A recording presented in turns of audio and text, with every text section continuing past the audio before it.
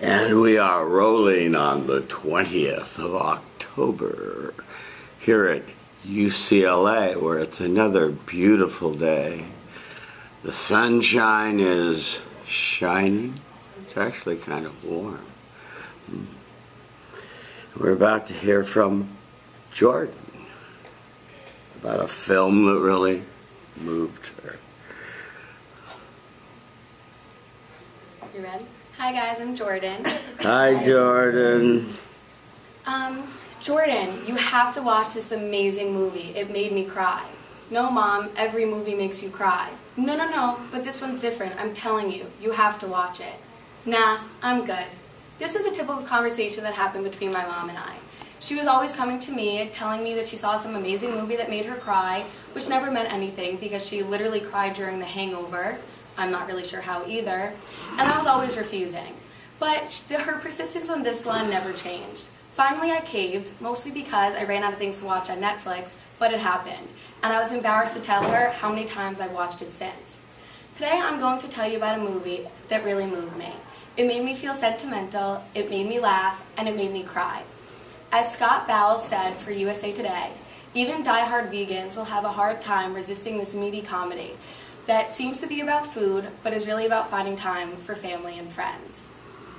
So today, I'm no vegan, but I totally agree that this movie is irresistible.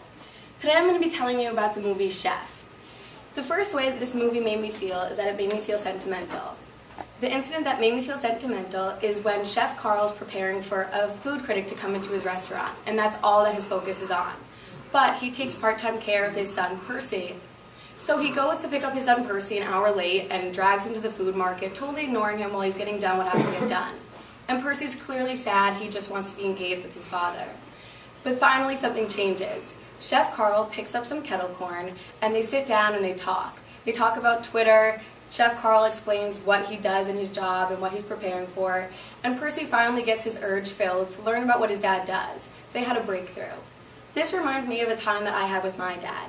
My dad's a commercial real estate agent, so he's always on the phone, driving around, busy with work. And as a child, I would always tag along with him just to really annoy him. I don't know why I went, because I was always shushed, ignored. He would put his clients on hold to yell at me to stop talking or fidgeting in the back of his car. But one day, something changed. We pulled into a Dunkin' Donuts, and I was expecting a culotta and to be sat in a corner. But instead, my dad got me a pink strawberry frosted donut, and he sat with me. And he talked to me about school, and I talked with him about work, and I finally understood what really made him so busy, and we finally bonded. The second emotion that this movie made me feel is that it made me laugh. There was this one incident where Chef Carl ended up getting a really bad review from the food critic. And he's standing in the kitchen with his sous chef / best friends tweeting. And his friends were like, please do not tweet to the food critic. Like, this is not a good idea. And he's like, I'll let you read it first. So he types and he shows them the tweet that basically says, like, at food critic, you're a jerk. And all of his friends are like, don't do it, and they're all laughing, and the next second you hear like the send button and it loads and the tweet happens, and everyone's freaking out. The incident that this reminds me of is when last summer, my friends and I were all sitting around the kitchen table after a night out, just talking and catching up. And one of my friends was busily typing away on her phone. And we were all like, what you doing? So she shows us this long message that she typed to one of our friends. And we were all saying, that's not okay, do not send this, you're going to regret it. And then the next second, of course, she hit send, and all of us were freaking out how inappropriate that was. Everyone has friends that do this, that ignore their social media advice. The third emotion that this movie made me feel is that it made me cry. It wasn't a sad cry, it was one of those full embodiment of emotion cries. Chef Carl was basically ripped apart from the chef critic. He took away his pride and his dignity. But what happened from this is that it took him out of a complacent place of working at the same restaurant for 10 years. Chef Carl followed his dreams and got a food truck and changed his life completely. This reminds me of an incident that I had in high school. I had a best friend gone rogue. She totally destroyed my happiness my sophomore year, said terrible things, and changed my life. In my reconstruction of friendships and my entire life path, I never thought that I would ever be happy again. But what ended up happening is I made friends that I'll probably be friends with for the rest of my life, and the life path I took probably got me to UCLA today. So even when something seems so terrible in the light of it, something great could come from it. So now that I've told you about how this movie has made me feel sentimental, how it's made me laugh, and how it's made me cry, I hope you can see what a great movie Chef is. Now, maybe I'll take my mom's movie suggestions, but probably not because I'm stubborn. But Chef really does show you how important it is to find time for family and friends. Now guys, I saw an amazing movie last summer. It made me cry. You have to see it. Please do not be like me and say, nah, I'm good. Thank you. Thank you. 447. Let's start over here today. Hi, I'm Andrew. Hi, Andrew. And I really liked your speech. I really liked the beginning of it, when how you started with dialogue between you and your mom. And also I liked how when you started you took those 3 steps and then told the story and then brought it back to the center after. Okay, thank you, Andrew. Improvement? Hi, I'm Stacy. Hi, Stacy. Are you chewing gum? Yeah. That's a romper room no-no in a speech class. Sorry. I really liked your speech. One thing maybe you can improve on, it only happened like a few times, so there are a couple of pauses where you're like trying to remember it, but other than that, it was really good. Okay. Jordan, you did the movie Chef. You started out strongly with a dialogue with your mother that was very engaging, and you did the voices and you played that along, and that was pretty good. So I thought it accomplished what an introduction should do, of bring your audience in.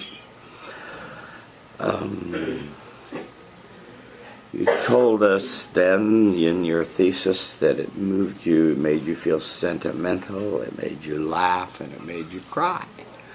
So we had a good roadmap.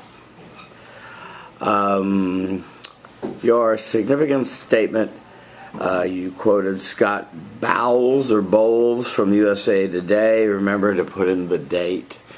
And remember to say, well, you did say, I'm not a vegan, but I agree. So that was fine. What I would like to see as one of your goals for next time is more vocal variety overall. When you watch yourself tonight on YouTube, you'll see you delivered it at the same pace in kind of the same manner. And nothing really stood out. We didn't get a pause for the emotion. We just went right through them as if emotions were like, oh, it's a recipe for a birthday cake. Yes, I cried, and oh, let me go on now to the next emotion. Very matter of fact about your emotions. And so I think you undercut yourself a little bit in communicating your emotion. Let me go now specifically to talk about it. Your plot summary was just a touch long, but you didn't go over time, so no harm, no foul. I was very touched by your first story of tagging along with your dad as he sold commercial real estate. And then one day you went to Dunkin' Donut and you got handed something more than a bagel or something, and it was, you sat down and bonded and talked about what was on your mind, and it was in that sitting down and talking moment that I wanted you to focus on the most and slow down and say some of the things that were said. And I saw my dad as a human being and not as an ogre and not as this big guy up there, you know, running around with his head cut off. But most importantly, Jordan, I want you to return to the emotion. And that's what made me feel sentimental. See, go back to that emotion you're re-feeling so we know what emotion you're re-feeling and we feel it too. Okay.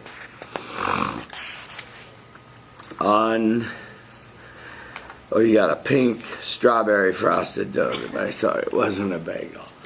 Okay, sorry. On your second emotion, laugh.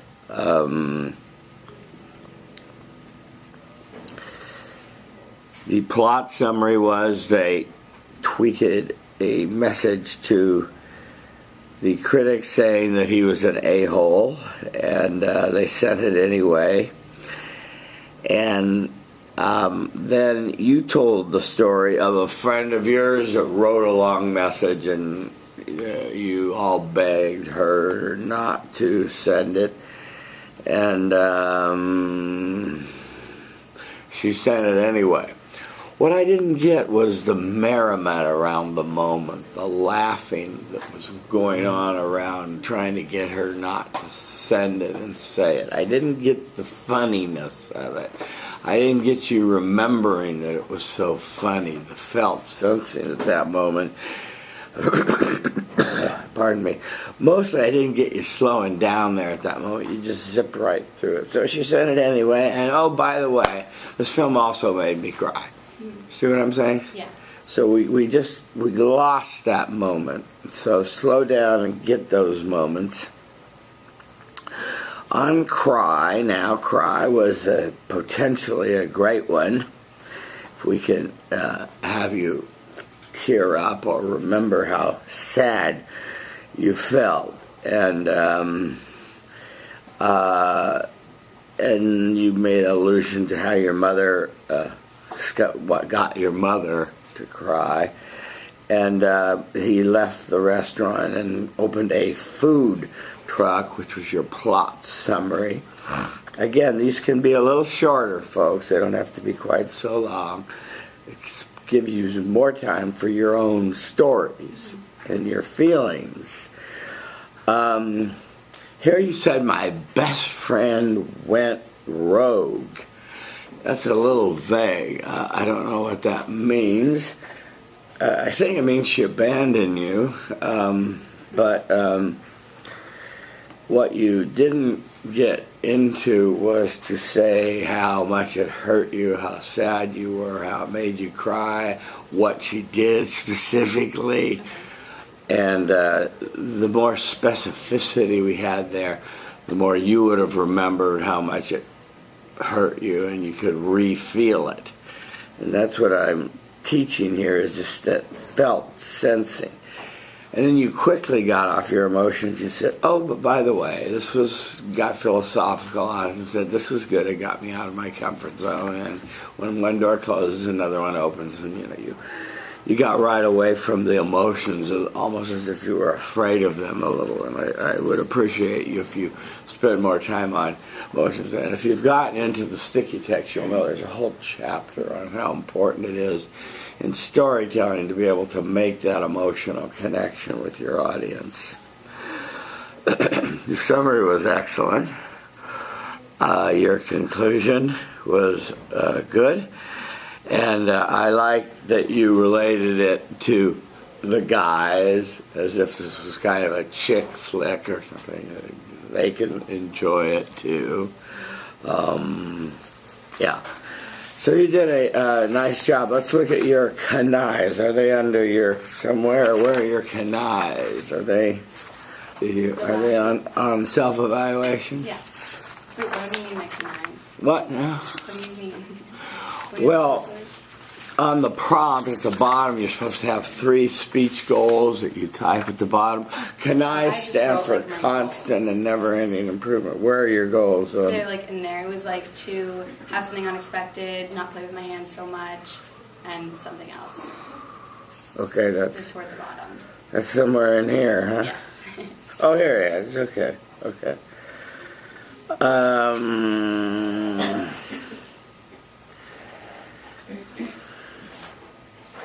Okay, so how did it go in you trying to achieve your goals? I think I did better with my hand gestures because I wasn't wearing a bracelet to play with this time, which I saw last time was super distracting. I try to be unexpected with the beginning part with the dialogue. Yes, that was unexpected. And I also, I don't know if it's in there, but I try to be more concrete with my details after reading the sticky text, like with the donut. and like that kind of stuff to make people remember my stories more. That's good. More concrete with your details with what was in the email, how your friend went rogue would have been real great spots to be more concrete, yeah. But I'm glad you're incorporating the sticky text wisdom into your speaking. It was good. So you did a nice job, Jordan. Just the big takeaway, and next time have your canais typed at the bottom under 3 goals right here. And the big takeaway, I really like to see you work on vocal variety. So sometimes you're going to go fast, slow to emphasize a point. Sometimes you'll speak high, sometimes you'll speak low. So you're really just more interesting to listen to as a speaker, okay? Thank you. Thank you.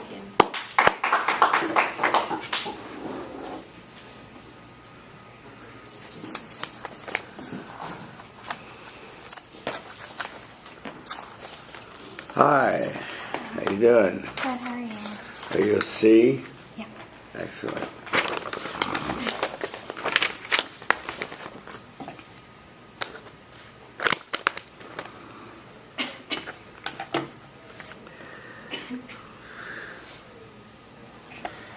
I have the same cough you did. You do. Okay, a list of stands before you: managing attention, communicating respect non-verbally, finding friendly eyes near the front and the center. Say your name, feel the love, start your speech. Hi, I'm Alyssa. Hi, Alyssa. Who knew that a pair of pants that 4 girls found at a thrift shop could make a connection between friends that are apart from the summer so strong and at the same time evoke so many emotions out of viewers? Today, I would like to share a film with you that really moved me, Sisterhood of the Traveling Pants. It made me sad, it made me sentimental, and it made me happy. The Sisterhood of the Traveling Pants is a film about 4 girls who are lifelong friends that are apart for the summer for the first time. These girls send around a pair of pants from different places throughout the summer to share a connection and keep their stories connected. This film has lots of themes in it about friendship and devotion towards friends that I think are very meaningful. Kate McAnally, a children's literature teacher, wrote in her journal that the film was arguably about feminine empowerment and solidarity. I really agree with this, as the film showed me that friendship can be very strong and that these girls stuck by their friends no matter what happened. The first emotion that this evoked out of me was sadness. A girl named Tibby in the film was working over the summer and encountered a little girl with leukemia. They became very close and had lots of experiences together, but unfortunately after a few months, Tibby passed away. This scene in the film made me very sad because one of my really good childhood friends' mom was diagnosed with cancer. This was a very difficult time in all of our lives, and it made me appreciate how much my life meant to me. As I stuck through my friend and her mom throughout this time, I joined an organization called Debbie's Dream that raised awareness for stomach cancer, and I really put my time and effort into supporting her throughout this time. This scene in the film made me especially sad because Debbie has recently relapsed, and I saw the connection between Tibby and the young girl with leukemia and how they stuck through her through all the tough times, and I hope to do the same thing with Debbie. The second time that this film evoked an emotion out of me was that it made me sentimental. A girl in the movie, Bridget, went to Mexico to play soccer at a soccer camp. Throughout the film, it showed her experiences through playing the game, which she had a great love for, and meeting lots of friends along the way. This evoked sentimentality out of me because I played high school soccer and club soccer for the past 6 years.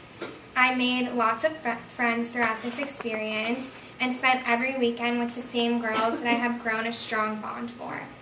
This evoked sentimentality out of me because seeing the way Bridget loved her teammates and the love for the sport made me really miss being a part of that team. The third way this film moved me was that it made me happy. At the end of the film, when all the girls reconnected after their summers apart, it was like they left off on the same foot and nothing had happened. This made me very happy because it made me realize that even being from Florida with all my friends spread apart at different schools across the country, when I come home, I hope it'll be the same way as the girls in the movie. In summary, this film, throughout its up and down roller coasters, made me sad, made me sentimental, and happy. I still strongly agree with Kate McAnally's statement about how the film empowered feminine solidarity and strong relationships between friends. I really believe that this film should influence lots of people by making the connection between friendship and always sticking by friends so strong. Maybe one day I'll have to get a pair of pants to keep my friends connected across the country. Thank you.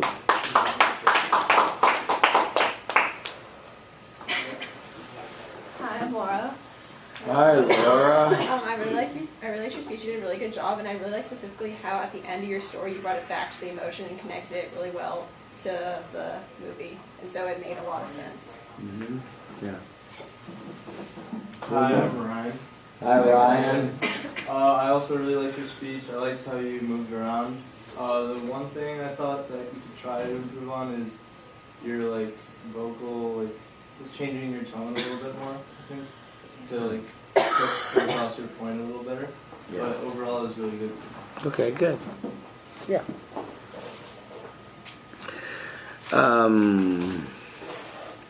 I agree with Ryan's point. I think it's good, but I think your vocal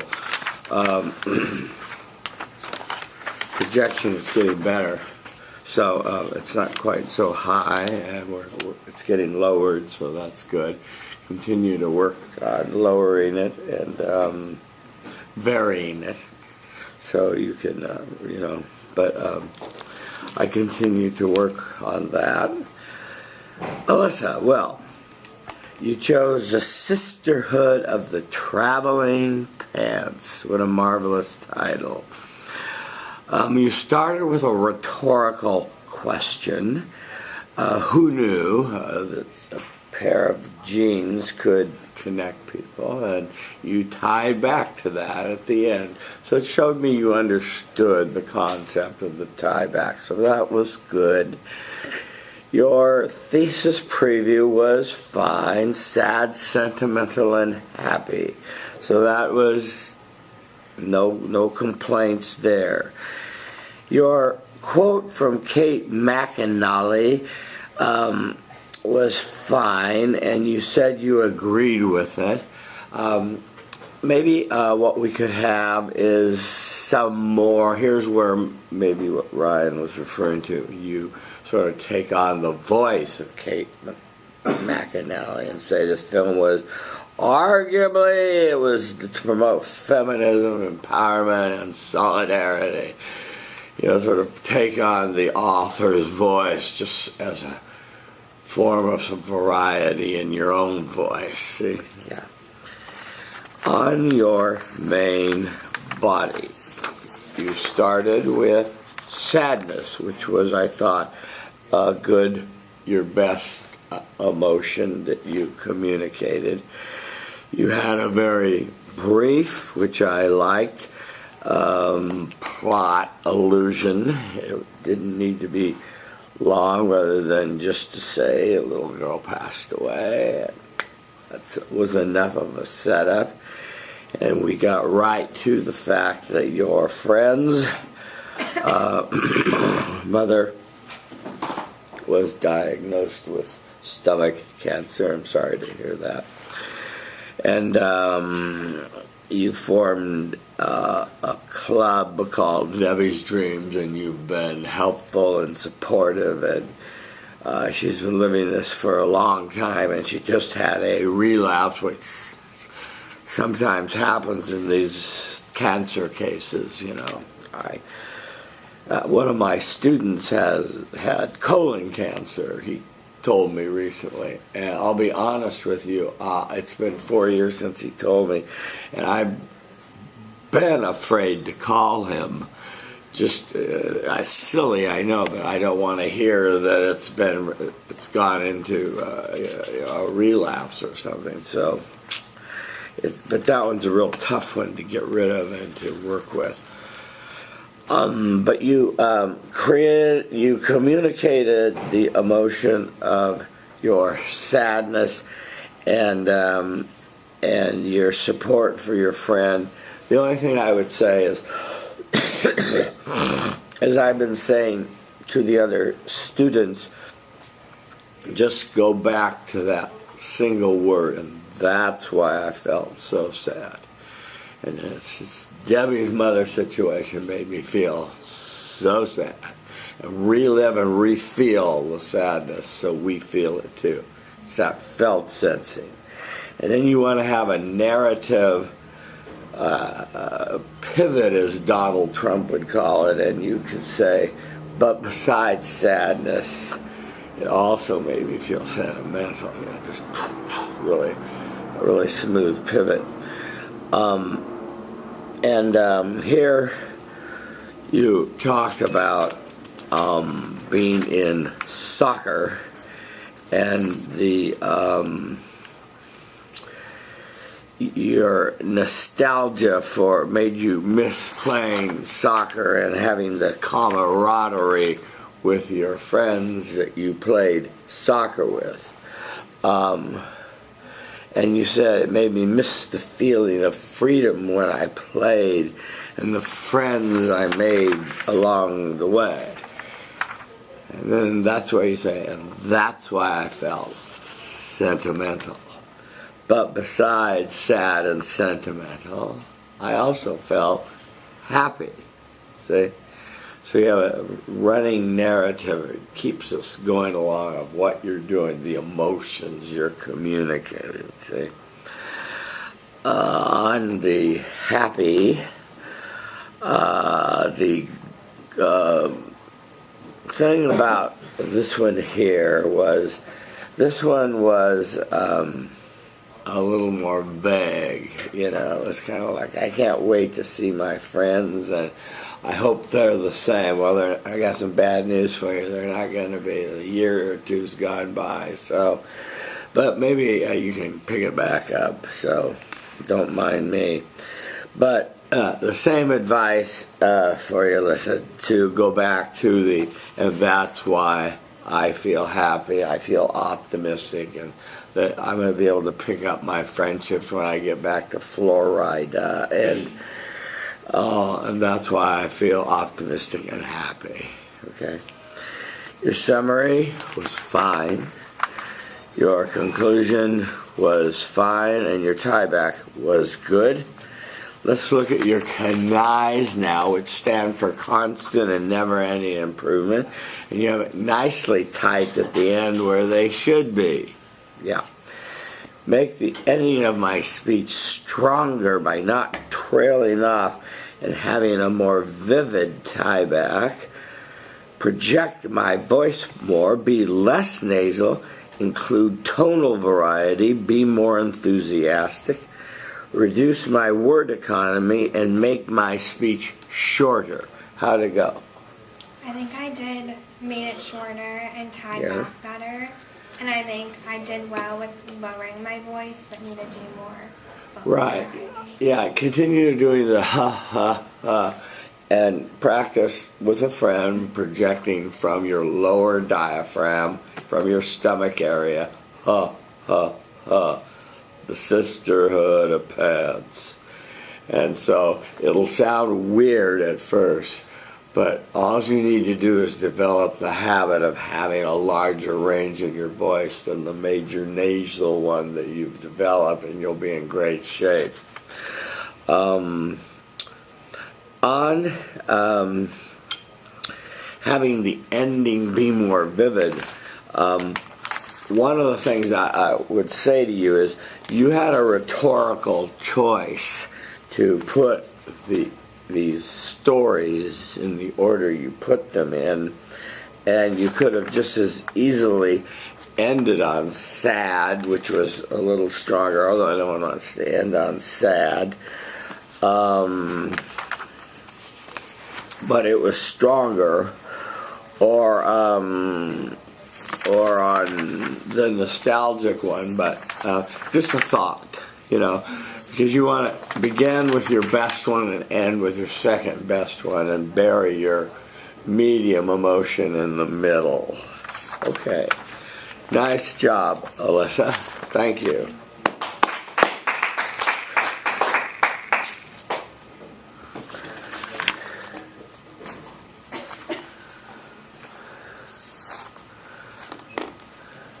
Okay, do we have any more volunteers? Yeah. Great. How you doing? Good, how are you? Great.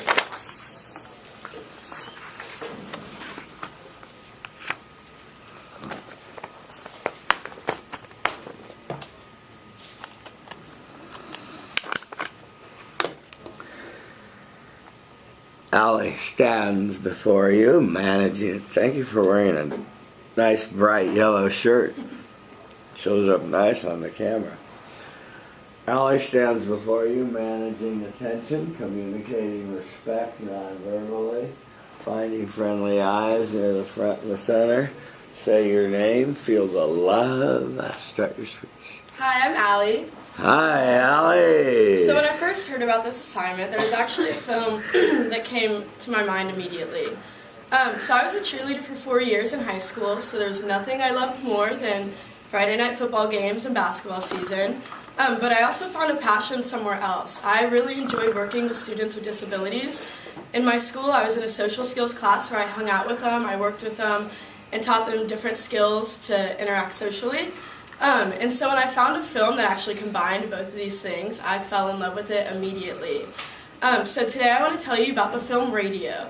And because I really felt like I could connect with it emotionally. It made me feel angry, it made me feel sad, but it also made me laugh. And this film is basically where there's a guy named Radio, he has a disability, and he's very misunderstood, and people don't really try to take the chance to get to know him, and until one day, Coach Jones, who is a football player, he's a football coach at the high school, and he invites Radio to practice, and basically the whole movie is just watching Radio become a part of this community. And but not everyone has good things to say about this film. So actually Lisa Schwartzbaum from Entertainment Weekly described Radio as something that was assembled by small, hard stones of intolerance and ignorance, and that was paved over by large, mushy examples of community goodness. And when I read this, I was actually very shocked. I was like, wow, there's a lot more to this film.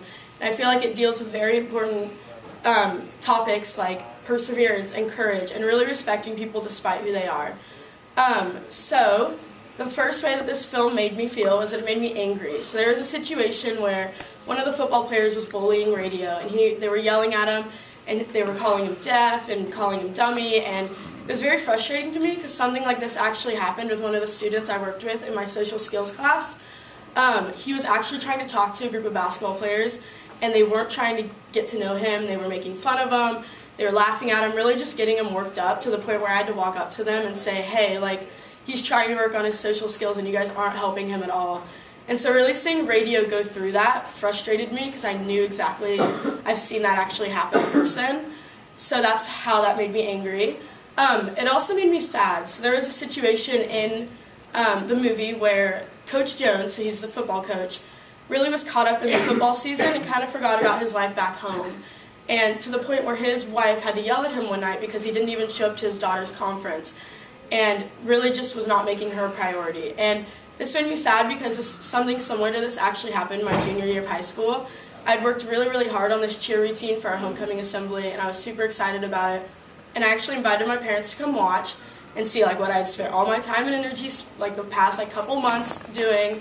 And so I was really excited at the assembly. My mom walked in the door, but my dad never showed up. And I just remember I was super hurt with that. And it actually led to having a good heart-to-heart with him that night, but I really had to sit down with him and be like, Dad, I need you to make me more of a priority. Like, I'm going to college in a couple years, and it just shocked me that he couldn't even make like 15 minutes out of his day for me. And so that's why that situation with Coach Jones and his daughter really made me upset, because I could feel how she felt in that situation. And then the last situation, the film made me laugh. And so there's actually a part in the film where Coach Jones is taking Radio home, and Radio jumps in, and Coach Jones turns on his country music, and Radio like immediately reaches over and turns off the music and like changes it really fast. And I just remember laughing at this because something like this happened when I was hanging out with my friend from Social Skills. Her name was Ashley, and she jumped in the car, and I was like, okay, Ashley, what music do you want to listen to? And she's like, oh, whatever you want. I was like, okay. So I turned on my music, and like 2 minutes later, she reached over really fast and turned it. And I was just kind of taken aback. I was like, Ashley, you just told me you didn't care what we listened to. And it just made me laugh, because watching Radio do that exact same thing to Coach Jones in the car, it just reminds me of being in the car with Ashley and hanging out with her. So in summary, I told you guys how this film made me feel angry, how it made me feel sad, and how it also made me laugh. And so now every time I watch it, I kind of feel like I'm back in high school, which is a blessing and a curse at the same time. But every time I watch it, it moves me in a different way. And so after hearing this, I hope maybe you guys will consider going out and watching it and maybe making that emotional connection with it as well. Thank you. 450.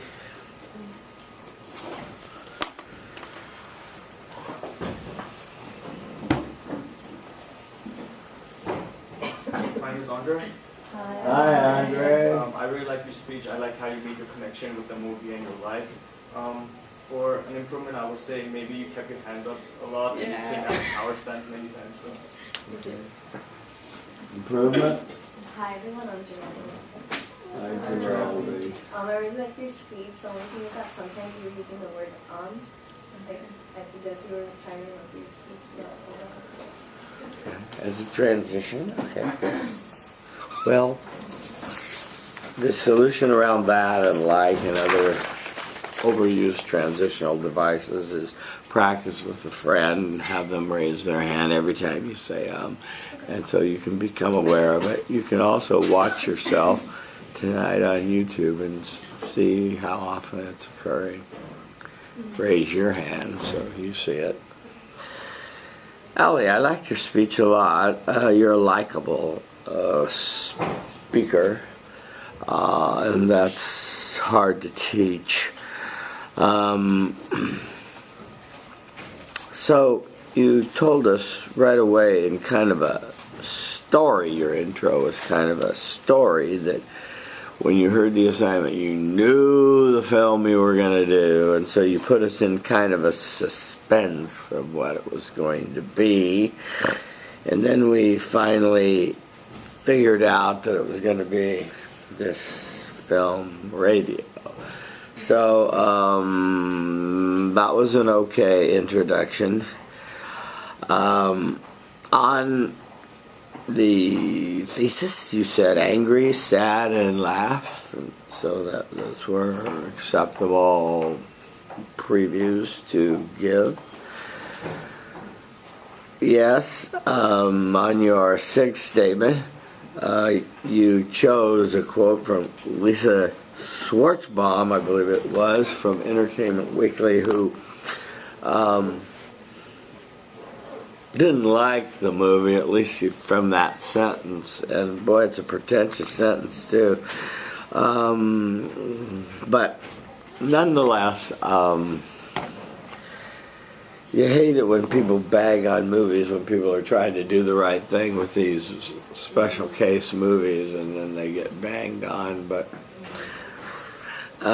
you did say that you disagreed with the quote, and so you handled it well, and so you got your quote in, so the sixth statement worked fine. Okay. On your first emotion of anger,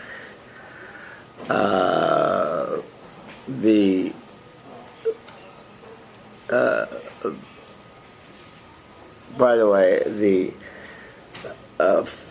you told the story of the football players that were talking to. You didn't give this person a name, or maybe you did, and I missed it. So let's just call the special needs person, or who was trying to practice their social skills. Oh, my story? Yeah. Oh, okay. Let's just call them Charlie or something. That sometimes helps to personalize a story by giving them a name, is what the point I was trying to make. And secondly, I needed you to take that moment when you set it up beautifully, these jock football players. I can just see these guys in high school making fun of and teasing and messing around with somebody that's not hitting on all 8 cylinders, shall we say politely, and abusing them, and you getting angry and rushing up and doing it. But I needed to have you focus more on your anger, how mad you were, and how you yelled at them and said, "This is enough," and you're really out of line here, guys, and this sort of thing. You were good at returning to your emotion at the end, so we knew you were dealing with anger, and so that was helpful, and so that worked.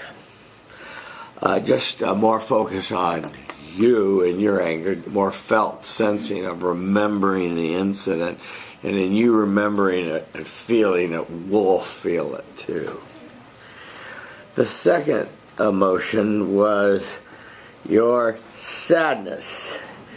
He missed his daughter's conference, and your father did not come to your special performance, and you called your dad out after the performance, rightly so, you mentioned good things like, I'm going to be away at college, I'm not going to be around, you're going to regret this, you're not going to be proud of spending all these millions of hours at the office, There's no man that when he comes to the end of his life, or woman, that says, "I wish I spent more time at that damn office," But I admire you for calling him out on this. What I would have liked you to have done was to focus again a little bit more on your upsetness and just give us more of a dialogue of it. More like I said, "Dad, where were you? I was counting on you," and give us some of the angst you were feeling and stuff, and let him speak. Oh yeah, I had a business meeting or some silly thing like that. I said. So, but you did return to the emotion that you were trying to communicate of sadness, and that came through. On the last one of laughing, I guess you related it to when they were in their car with their radio, and then you had the same scene in your car with your radio. It would be helpful if you were smiling or kind of chuckling or laughing at your own jokes, or laughing and remembering how funny it was as you're communicating it, so you're re-feeling it. Because we weren't there, so it didn't quite seem so funny just hearing the story. Oh, she turned off the radio. Okay. Right? So, yeah. The summary was good. Your conclusion was good. And your tieback was really good. You went to I hope you'll go see the movie, Your Canais. Be extemporaneous. Don't memorize the speech word for word. Very wise aspiration. Make better eye contact. Don't make it look like you're concentrating too hard on remembering the speech. Stay on track. Don't forget what part of the speech you're in. How'd it go? I think it went a lot better last time, the extemporaneous part, because last time it was a lot more memorized, and this time I was actually able to tell stories relating to my life, so that helped. And then the eye contact I also noticed on my last one because I was so like focused on memorizing the speech and I kept like looking down a lot, and so I think this was a lot better Yes, it was. because I was more like, I don't know, extemporaneous, and that helped me like speak to the audience more. Good. And remember, folks, when you practice your speech extemporaneous style, it's going to sound different every time. That's fine. And that's what I noticed when I practiced. Yeah, you're older, you're wiser, you think of new things that you draw in. You notice you're forgetting something every time, so you draw a little memory device so you remember not to forget the radio knob or something that you keep forgetting, you know. So things like that. So overall, I liked your speech. I'd like to see you clearly identified the emotions you were trying to communicate. I'd just like to see you focus on your feelings as you're communicating them in that felt sensing way that I'm teaching, okay? Thank you.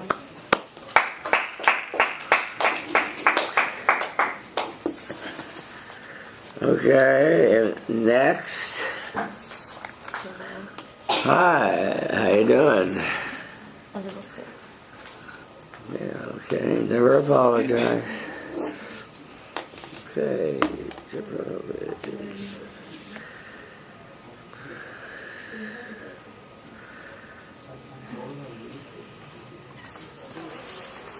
well, let me staple you together.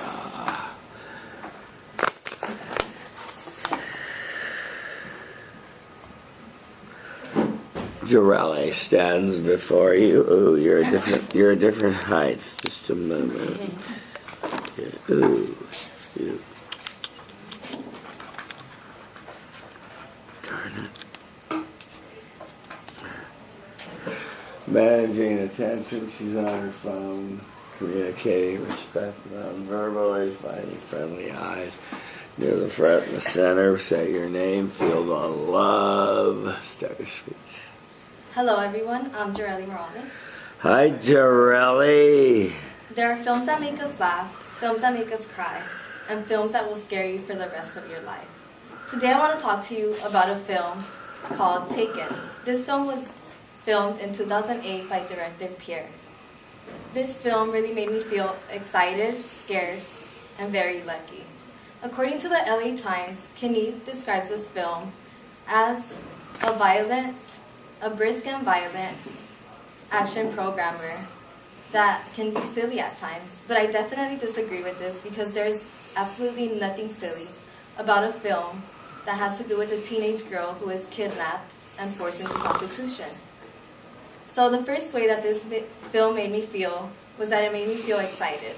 The incident in the film that made me feel excited was when Kim, the protagonist of the film, is pleading her mom to let her go to Europe. So apparently one of her favorite bands is performing in Europe, and she is insisting her mom to let her go so that she can watch the band. I felt this way, I felt excited during this part because it reminded me of the time I wanted to go to Europe. And I was being so annoying and asking my mom every day, like, hey, let me go, please, like, is it a yes or a no? Like, I really want to go. And I felt like I had a connection with the character because we are both always seeking for adventure, and we don't think about the consequences that could come along with it. The second way that this film made me feel was that it made me feel scared. So Kim ends up going to Europe, and while she's there, when she gets to the airport, she meets a guy. He's very charming, very nice guy, but he ends up being the abductor of the movie.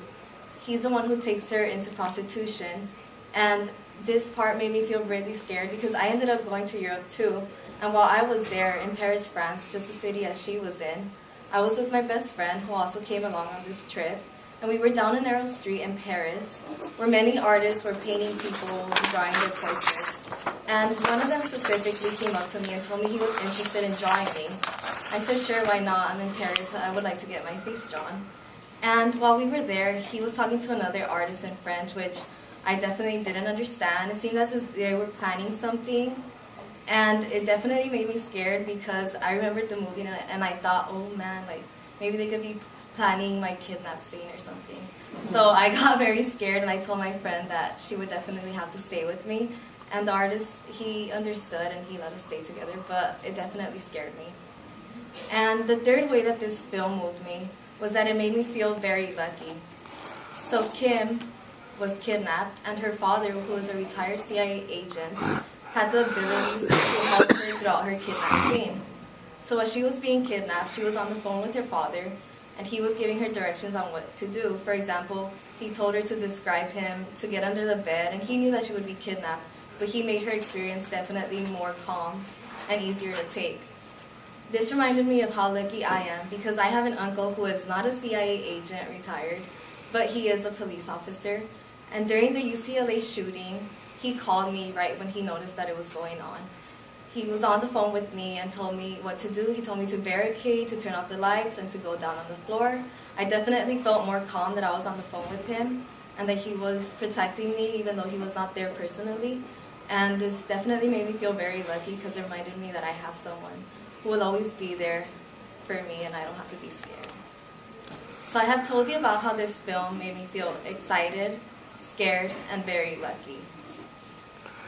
I know that you will probably be interested in watching this film because it moved me and there is no doubt in that. Finally, there are films that will make you feel scared, excited, and fear life, but you shouldn't let that interfere with your life because after all, it's only a movie, right? Thank you. Thank you. 411.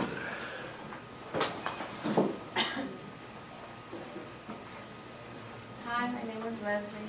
Hi, Leslie. I really liked your speech. I really liked the stories you told and how you connected it back to the movie. Improvement. Hi, I'm Jordan. Hi, Jordan. I think you did a really good job. Sometimes you had like awkward pauses in like a sentence rather than at the end of sentences. So just that. Okay, thank you. You had a little time left, so you could have elaborated on your stories. Is where you want to put more of your emotional time.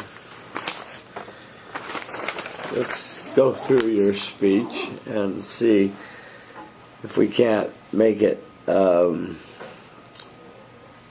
sticky. You started with your introduction, which was, there are films that make us laugh, films that make us cry, films that will scare you for the rest of your life. So this is sort of what I would call an observation, right? Next time, Jarelli, I'd like to see you work on a poem, a quote, a story, even a rhetorical question, but something that's a little more grabbing to the audience than just an observation like this. I didn't feel that this really was a great grabber. Okay? On your thesis statement, you identified the film, Taken. You identified the 3 ways that it moved you. It made you feel excited, scared, and lucky. Your 6th statement, it's Kenneth Turan from the LA Times.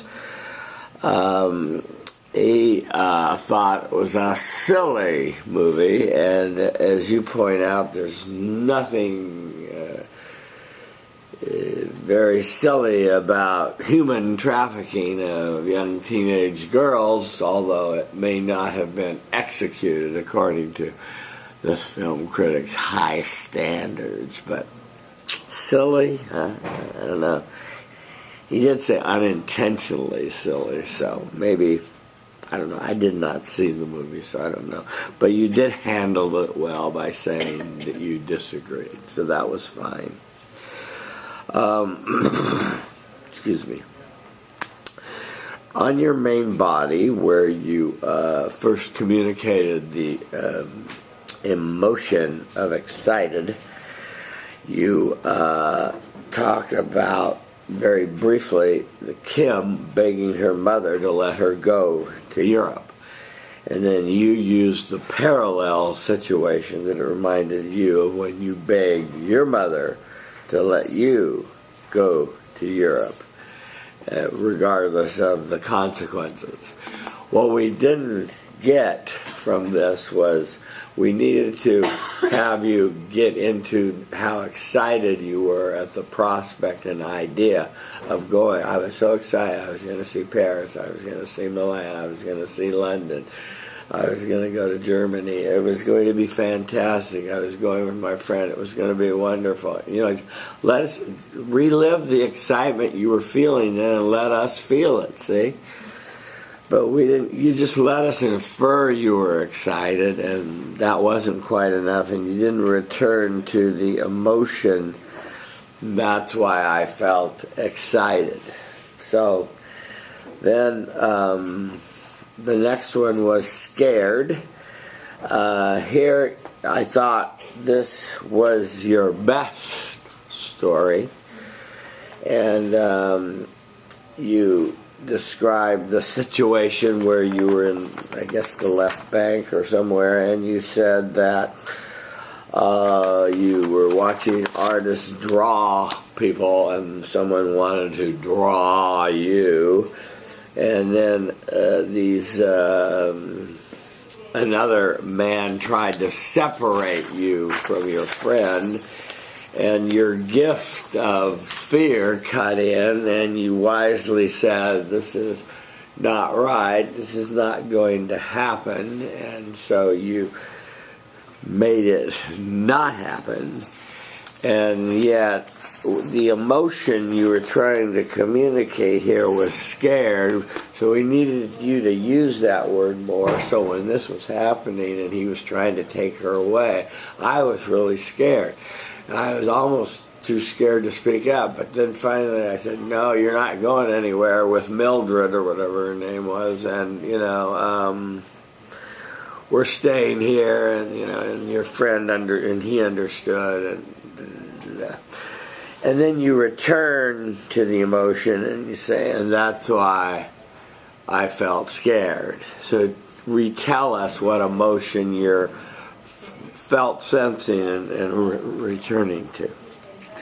On Lucky, good story, very brief plot summary, that was done correctly. And then we had your uncle, who was a police officer, call you during the shooting and tell you to hunker down in a corner and get out of harm's way, and it made you feel lucky and safe. Again, needed to hear you say that. I felt reassured, felt safe, felt so lucky to have my uncle call me and tell me that this was his concern. Yeah.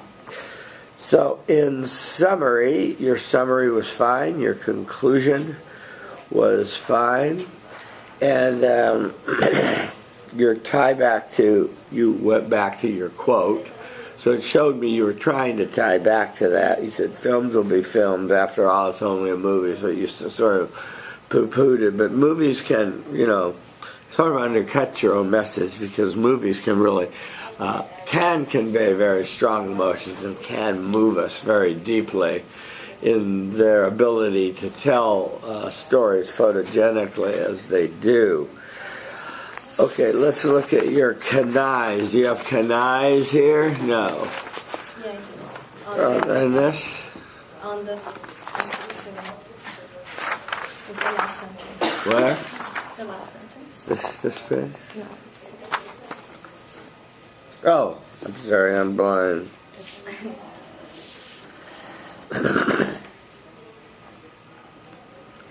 Add more details to my speech, you say, number one. Number two, don't rush through it.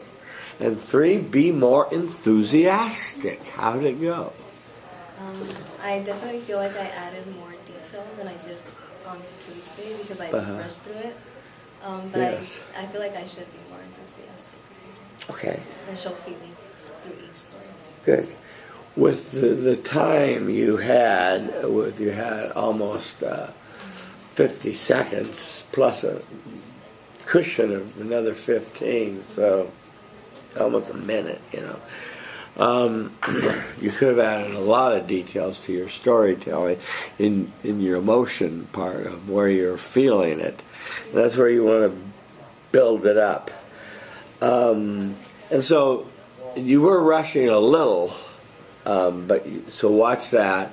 And you were more enthusiastic, so that was good. You're a likable speaker, and I like that. And you presented this well. Just work on your felt sensing, okay? Thank you. Thank you.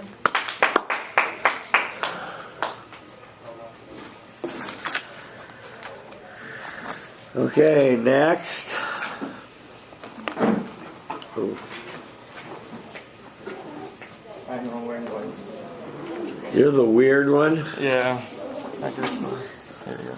Okay, good. Well, I'm the weird one too because my battery is giving me the change the battery signal. So you'll have to bond with your audience. That's nice. Yeah. Beautiful. Hi. What's up?